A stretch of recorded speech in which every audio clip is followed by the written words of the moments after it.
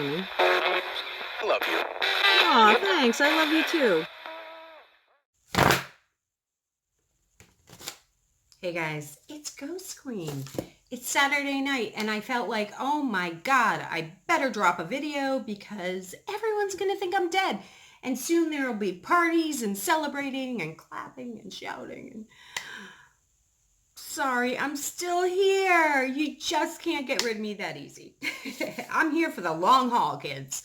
Okay, so I wanted to start talking about what a witch keeps in her cabinet. Now, this is probably going to be fairly lengthy, so I'm probably going to do it in like 2 or 3 parts. So tonight I'm going to start with books. Books. This will probably be the first thing you'll acquire if you're new to the craft and you're learning, and you will naturally turn to books. Now there's the, Cunningham's Big Blue Book. A lot of people start with that. I didn't, but a lot of people do. This is also another one a lot of people start with, Solitary Witch by Silver Ravenwolf. Very popular book. I have just a little sort of collection here that I'm just going to show you of various books. Now, grimoires are great, but there's a lot of books that you can learn from. This one is recommended by Frater Xavier, Outwitting the Devil. Great book. You should definitely read this. He recommends another book, which I also have on my Kindle. I have a ton of books on my Kindle. I think I have 6,000 books or something insane on my Kindle. They're not all the craft, but a lot of them have to do with the occult. And then I also was fortunate to hook up with a group of people who shared a lot of books on PDF with me. So I have a very large PDF library of grimoires and some really expensive occult books that are hard to get. Now, shh, it's a secret, not supposed to tell anyone. Sometimes I share them with my special friends. So I have a ton of books that I just can't even show you because they're digital, but I have a few physical books. This one was actually shared with me recently by a gentleman who I do intend to interview once I start doing my interviews again. It's called A Forum with No Name, A Time Capsule of Metaphysics, and it's, it was transcribed from all the digital stuff online, and it's, as you can see, it's huge and heavy, and there's a lot of information in here, so I'm looking forward to that. Utu's book about the Underground Railroad is on my nightstand. I can't show you. I'm reading it. Very good. You should definitely check that out. I think it's been a year. I think I just saw him post on Facebook. It's been a year since he published his book. And yeah, it's a really good book. You should check that out. Speaking of that little group of people too, I had Uncle Birch up to my home because Uncle Birch and his wife and son moved to New Orleans at the beginning of the year. So they came up and visited with me, and he's, I think, starting up his witchcraft school year and a day. I think he said at midnight tonight. So if you have an interest in that, he was one of my teachers, then let me know. I'll hook you up. Palmistry book, Aleister Crowley's Illustrated Goetia, a must-have. I use that still quite often. A Reiki book, a Crystal Bible, The Witch's Almanac. Very, very handy book. I still use this on the regular when I'm planning my monthly calendars. You can see I've got a little tab in there, handy tab, but this one's about to run out and I'm going to have to get the next copy soon. The Grimoire of Deathful Wounds, V.K. Jehannam. Fantastic book. Good little grimoire. I have one of his e-grimoires, 1 or 2. Great left-hand path practitioner. Constellations. Very handy to know. So yeah, books. You're going to have a lot of books. You're going to acquire a lot of books. If you can get a lot of them digitally, you'll save space. It just depends what your preference is. Some books, it is good to have them in print. Let's say you've got a book on chaos magic and there's a lot of sigils in there to look at or study or whatever. You might want that in print rather than digital. But books is probably going to be the first thing you're going to acquire the most of. Now, another thing, which is a physical thing that I think most witches will be using. Where's my main deck? Oh, it's over there. I'll just show you the box. So, tarot. You know, obviously you're going to be doing divination. Tarot is a huge part of divination. I think a necessary one. I personally think everyone should have the Rider-Waite deck. That's me, but if you really aren't into the Rider-Waite deck, then you should at least have this Thoth. I call it Thoth. Some people say Toth, whatever, whatever floats your boat, but I call it the Thoth deck. This is the large green one. There's a smaller purple one. I feel like you should have one or the other. You should either have the Rider-Waite or this one, and it's a matter of preference. There's other tarot. I have a ton of decks. Probably you'll start getting more decks if you get the sickness as bad as I did. Here's a little deck. I like the size of it. It's easy to shuffle. It's purple and gold, two of my colors. Nice little deck. See, with tarot, it all means the same thing. So even if it's a different theme deck, the cards all mean the same things. Oops. So you're not going to get confused. You're not going to go wrong. The Chariot is the Chariot in every deck. Okay. What other? I've got the Damon Tarot. Another great deck. The New Orleans Voodoo Tarot. Love it. Fantastic artwork. Very sexy.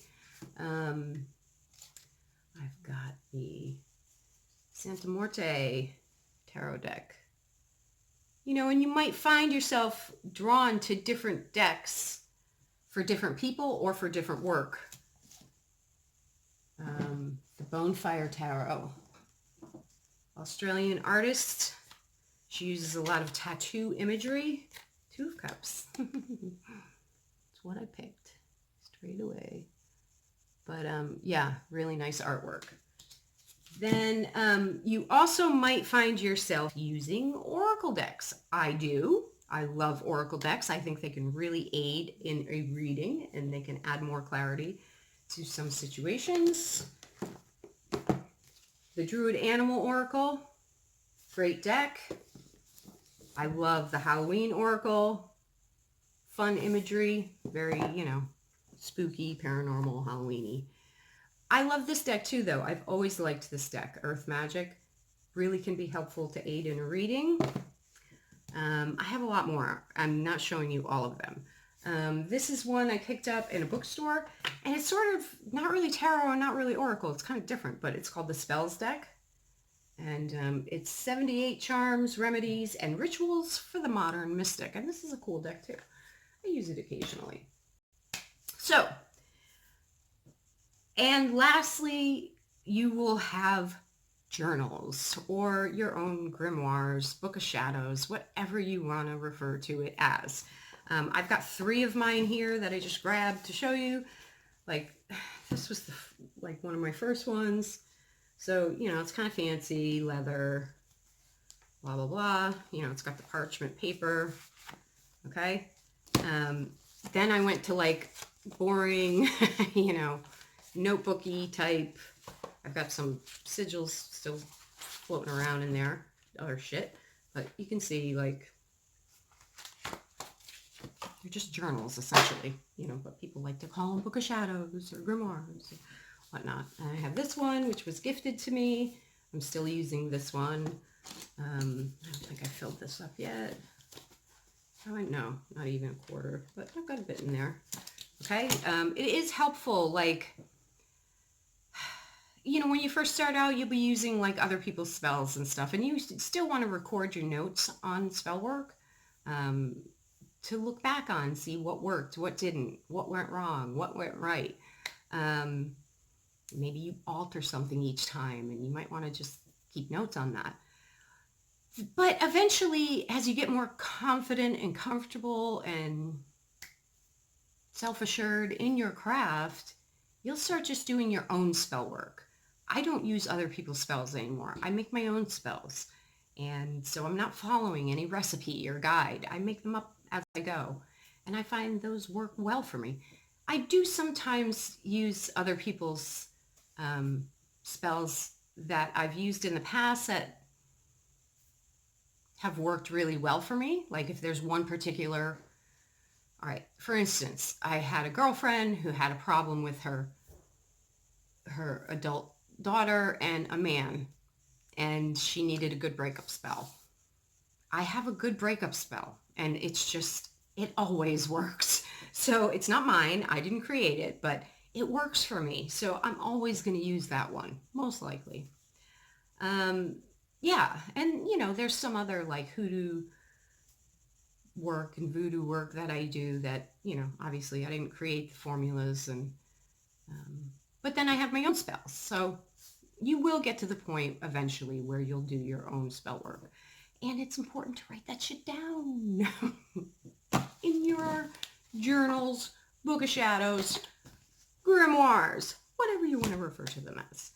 So I think that's probably enough for tonight, just to get you started. I don't want to make too long of a video, but next time we'll start talking about some other stuff that a witch might keep in her cabinet.